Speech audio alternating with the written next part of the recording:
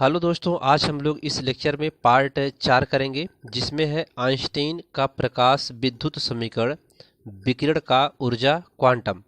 तो आइंस्टीन ने जर्मनी के वैज्ञानिक मैक्स प्लांक के क्वांटम सिद्धांत के आधार पर बताया कि किसी प्रकाश ऊर्जा का उत्सर्जन ऊर्जा के छोटे छोटे बंडलों के रूप में होता है, जिसे फोटॉन कहते हैं।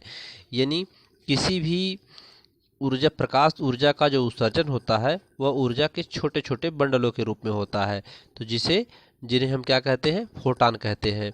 प्रत्येक फोटॉन की ऊर्जा E बराबर एच वी होती है। प्रत्येक फोटॉन की जो ऊर्जा होती है उसका मान इतना होता है, ठीक है, जो दो भागों में विभक्त हो जाती है या दो भागों में बटी होती है। तो पहला भाग क्या होता है, प्रथम भाग प्रकाश इलेक्ट्रॉन को धातु की सतह तक लाता है। पहला भाग क्या करता है कि प्रकाश इलेक्ट्रॉन को धातु की सतह तक लाता है, जिसे कार्यफलन W कहते हैं। कार्यफलन W पीछे हम लोग इसका पढ़ चुके हैं इसको। ऊर्जा का दूसरा भाग प्रकाश इलेक्ट्रॉनों को अधिकतम गतिज ऊर्जा E के प्रदान करता है इसमें।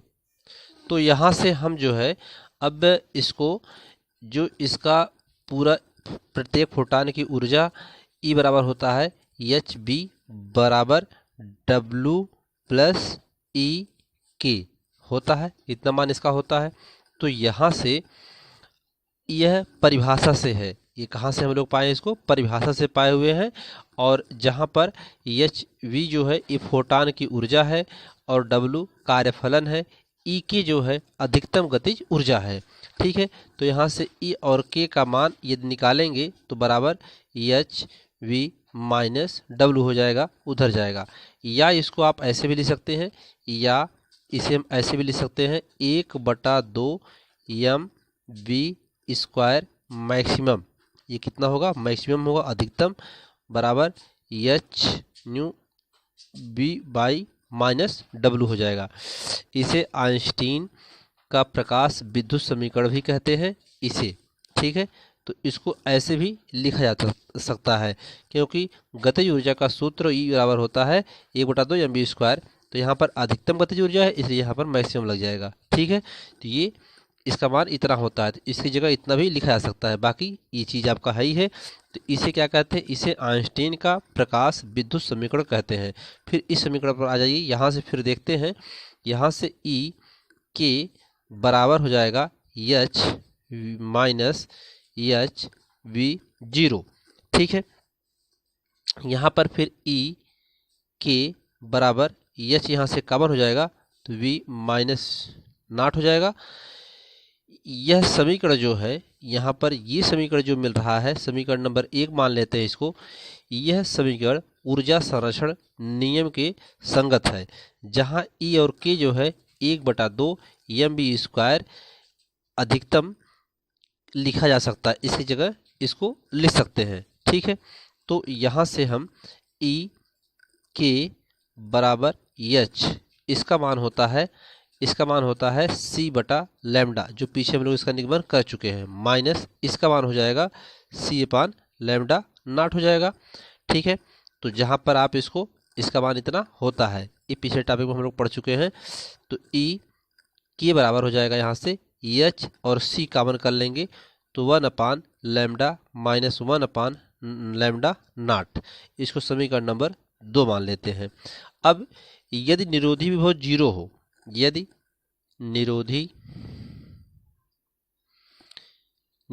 विभव V0 तथा इलेक्ट्रॉन का द्रव्यमान m तथा अधिकतम वेग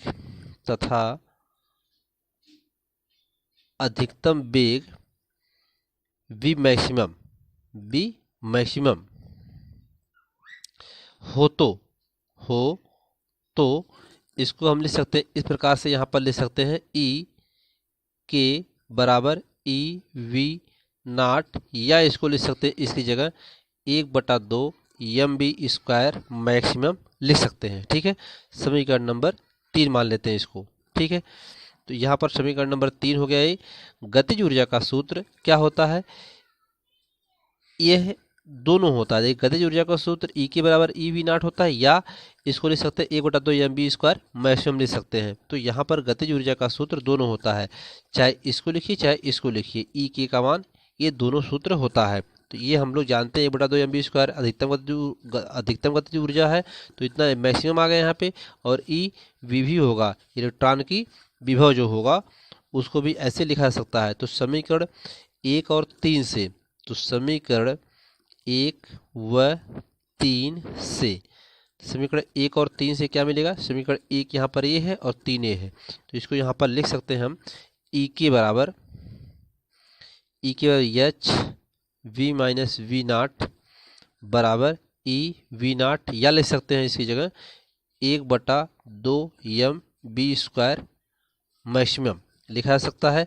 तो यहाँ से ये मान, अगर ए और ये दोनों मान आपस में बराबर हैं तो इसके बराबर क्या हो जाएगा, ये इसके बराबर है ये दोनों मान, तो यहाँ से H V minus V naught बराबर 1/2 एम वी स्क्वायर मैक्सिमम। ठीक है, तो ये जो है यहाँ पर आइंस्टीन का, ये जो है क्वेश्चन में इसको इस प्रकार से पूछा जाता है कि आइंस्टीन का प्रथम समीकरण इतना, ये आइंस्टीन का प्रथम समीकरण है, सिद्ध करने के लिए आता है। तो क्वेश्चन में अगर आइंस्टीन का प्रथम समीकरण को सिद्ध करेंगे तो इसको ऐसे ही प्रूव करके ला सकते हैं। ठीक है, तो ये रहा।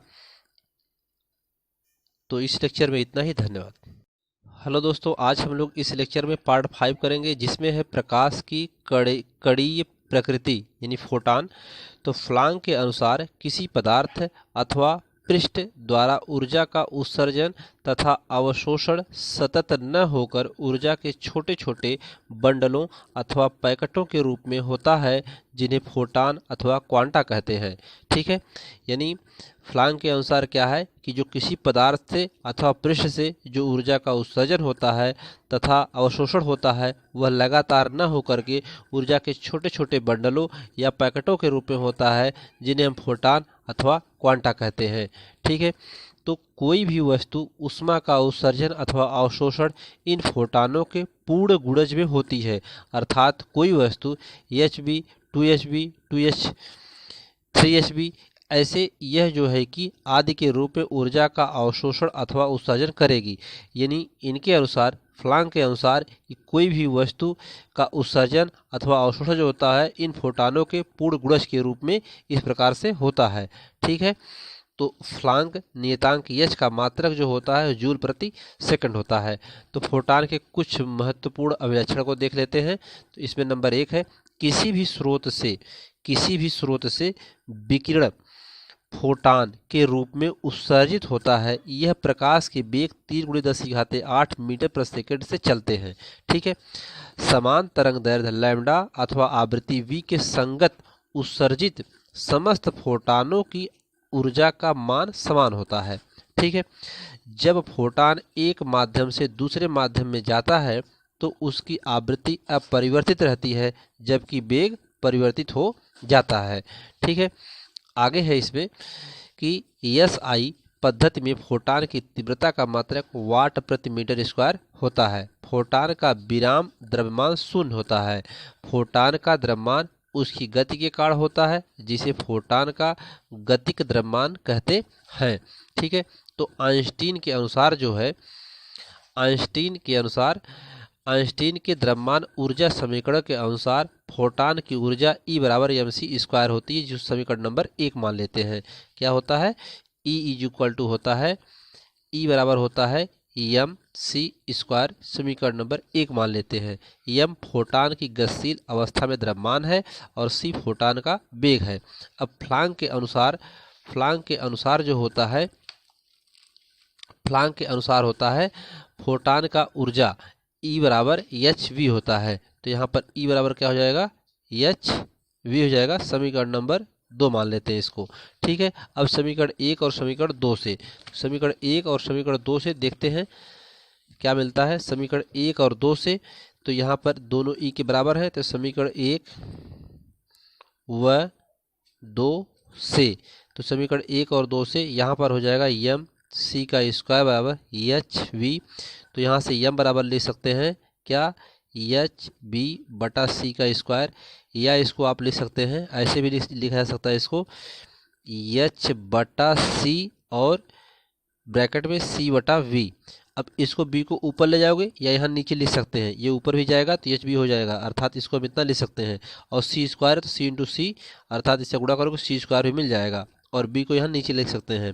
ठीक है, तो हमें यम बराबर यहाँ से मिल जाएगा, यम बराबर मिल जाएगा एच बटा सी लैम्डा, क्योंकि जहाँ लैम्डा बराबर होता है सी बाई वी। ठीक है, इसका मान इतना होता है। तो यहाँ पर इसको हम लिख सकते हैं, जो सी बाई बी क्या है, फोटान की तरंग दैर्ध्य लैम्डा का मान है। ठीक है, तो इसको इतना लिख सकते हैं। अब फोटान का संवेग p बराबर होता है, फोटान का संवेग p बराबर होता है गतिज ऊर्जा, अर्थात गतिज ऊर्जा का मतलब लैम्डा सी बाई इतना और गुणे बेग, बेग का मतलब c, तो c से c क्या हो जाएगा, कैंसिल हो जाएगा। तो यहाँ पर p बराबर आ जाएगा क्या, एच अपान लैम्डा आ जाएगा, यही फोटान का संवेग होता है। तो फोटान का ये क्या जाएगा, संवेग हो जाएगा। तो अगला नंबर इसमें देखते हैं, अगला नंबर है विद्युतीय रूप से फोटान उदासीन प्रकृति का होता है, अर्थात यह सामान्य स्थितियों में विद्युतीय व चुंबकीय क्षेत्रों में विक्षेपित नहीं किया जा सकता है। ठीक है, फोटान की किसी उप परमाणुवीय कण जैसे इलेक्ट्रॉन, प्रोटॉन आदि से संगठन की क्रिया में ऊर्जा एवं संवेग तो संरक्षित रहता है, परंतु फोटान की संख्या का संरक्षित रहना अनिवार्य नहीं है, क्योंकि इन क्रियाओं में कुछ फोटान अवशोषित हो सकते हैं अथवा कुछ नए फोटान उत्पन्न भी हो सकते हैं। तो दोस्तों इस लेक्चर में इतना ही, धन्यवाद। हेलो दोस्तों, आज हम लोग इस लेक्चर में पार्ट 6 करेंगे, जिसमें है द्रव्य तरंगे।